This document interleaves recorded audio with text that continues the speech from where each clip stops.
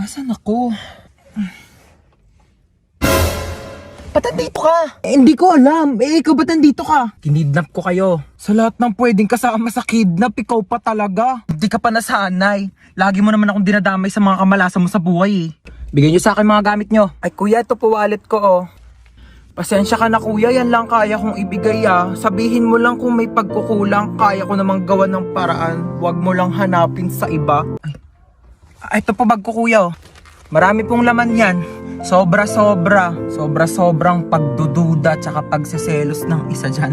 Problema ng dalawa.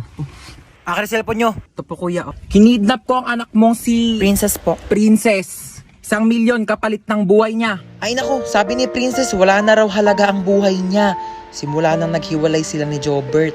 Sinabi mo yun? Princess, tumingin ka sa mga mata ko. Oo. Ba naman tong mga to, wala akong mapala sa inyo. Bakit mo ko niloko?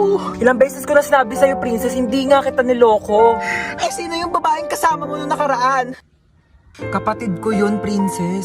Sana sinabi mong may kapatid ka palang babae. Sorry din, di ko sinabi. Pwede bang bumaba na lang kayo dalawa? Wala na nga ako napala sa inyo, pinaramdam nyo pang single ako. Ayan lang pala problema mo kuya, eto gamitin mo tong OFO. Paano to? Mag-swipe right ka lang kapag type mo siya, tapos swipe left kapag hindi. Malay mo dyan mo na makalala yung dawan mo, no?